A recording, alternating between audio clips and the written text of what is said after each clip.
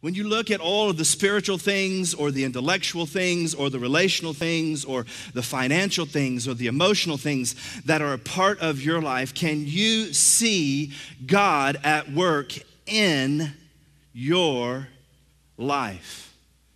In your life. When you see those things that are represented there, when you see all of the activities and all of the priorities, all of the things that you value, can you see God at work in your life? Where's the evidence? Can you actually check off? Can you attach evidence to the things that are in your life? The things that make up who you are, the things that make you who you are. Can you check off and say, yeah, there's evidence there that God is at work in that part of my life, that God is at work, that I'm experiencing God at that point in my life, at that area, in that part of my life, God is there.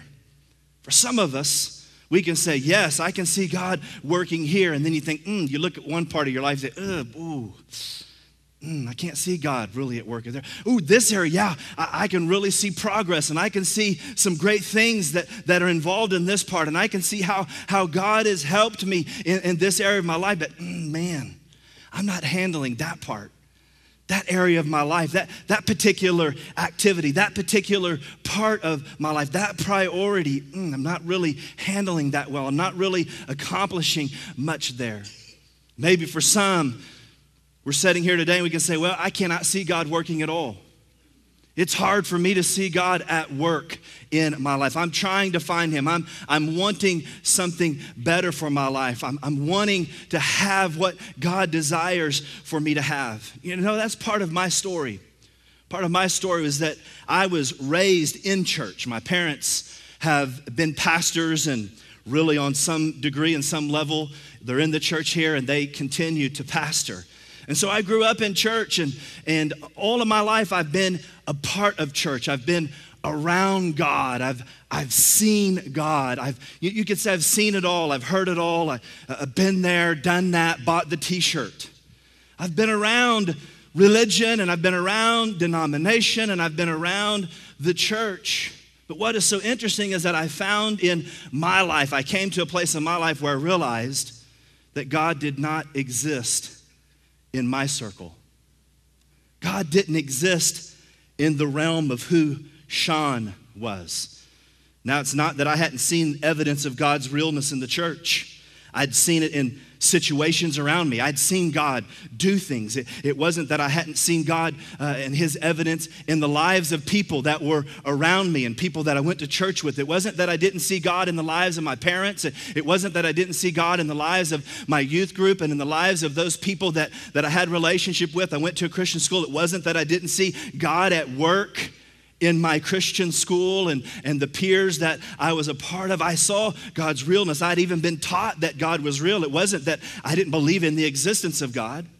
It wasn't that I didn't believe He wasn't real. I believed in His realness. I believed that He existed. For me, it was all about God being outside of my circle and not inside. For me, it was all about me relating to God and how He affected other people's lives and how He affected other people's situations. But Shon had not been affected.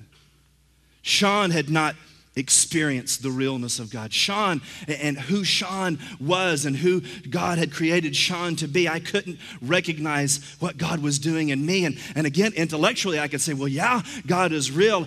I can see where the Bible shows that God is real. The Bible shows that God is powerful and that God is all-knowing. The Bible shows me that He can deliver and that He can save and that He can heal. And I can experience God in the written word. But Shon, who Shon was, the existence of Shon had not had an encounter with God. It had never happened inside the circle of my life. It wasn't real to me. It wasn't something that I had experienced. And I can remember one day coming home, I believe it was after a Sunday night or a Wednesday night service. And Dad was in the living room when he was flipping through the television, and I was walking through to go to my bedroom, and he had one of those dad-son talks One of those things where he felt like he needed to tell me something. And that brief moment, I really don't even remember exactly, sorry, Dad, I don't remember exactly what you said, but I do remember the main point of what he was trying to strive and stress and show a priority in my life. And I remembered that after all the things that he had said, the takeaway point, the thing that I really kind of took back into my bedroom and began to think about, and on that day felt like that it was a part of my journey. He challenged me to pursue God and to experience God within the realm of the circle of my life.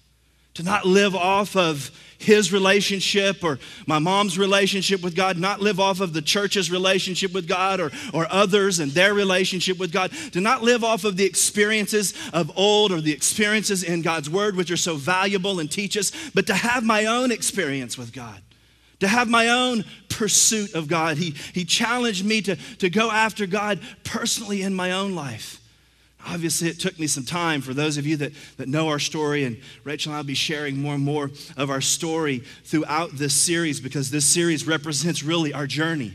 This series will represent the steps that Rachel and I took, the things that we went through, the ways, the ebbs and flows, the highs and lows of how God got a hold of our lives and what God has done as a result of us yielding ourselves to him. And so it took me some time to figure some things out. And, my brother's in the church here, and he's well aware of this. My parents are here. Those that knew me back in the day knew that I was a rebel of sorts, just a little rebel. Not a big rebel, but a little rebel. And because I was a rebel, I wanted to figure things out on my own.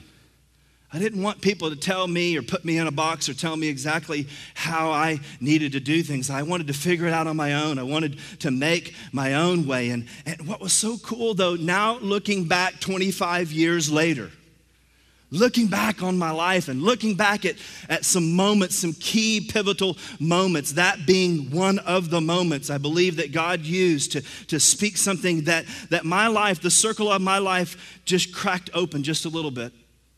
It just opened up just a little bit. The thought just came to me, just began to open up. Oh, have I ever experienced God? Is it possible for me to really experience the creator of the universe? Is it possible for me to hear God's voice? Is it possible for God to do something? And although I didn't open my life up fully, I believe that it represents maybe some people that are here today that you're just from a distance. You haven't really enveloped all that God has for you, but maybe today you could just open up your circle, open up your life just briefly, just for a moment to allow maybe you to see something in God today or see something through this series that would challenge you to take a step out of your comfort zone and to experience God in a new way, to realize that maybe no matter how good your life is now, that it's possible. No matter how good things maybe are going in parts of your life, and maybe you got some parts that aren't going so good, but no matter how good you may feel like your life is, it's possible that if you'll just open up the circle of your life, that God has something better for your life. That God has something just beyond your good. He's got something better for you. That God just doesn't want you to have parts of your life that are whole and parts of your life that are working, but if you will just open up your life enough for God to get in, and maybe over time you will fully open up the circle of your life, and that all that you are will be all that God desires. That you would experience the fullness of the life that God has for you. The better life that God has for you. Ephesians chapter 2 and verse 11 definitely talks about me, because it says, for those before they knew Christ used to be an outsider to God's ways. I used to see God's ways from a distance. I used to see God's saving work, delivering work, healing work from a distance. Verse 12 says, and I didn't know the first thing about the way God works. I didn't. Been raised in church. I hadn't experienced that. I'm sure that it wasn't a lack of people teaching me. It wasn't a lack of my parents modeling it for me. It wasn't a lack of good role models and good coaches and good teachers and good kids workers and youth pastors that were in my life. It wasn't a lack of the data or the information coming my way. It's that I had closed my life off. For more sermons, by Pastor Shon Burchett, or to learn more about East Point Community Church, go to www.eastpoint.tv.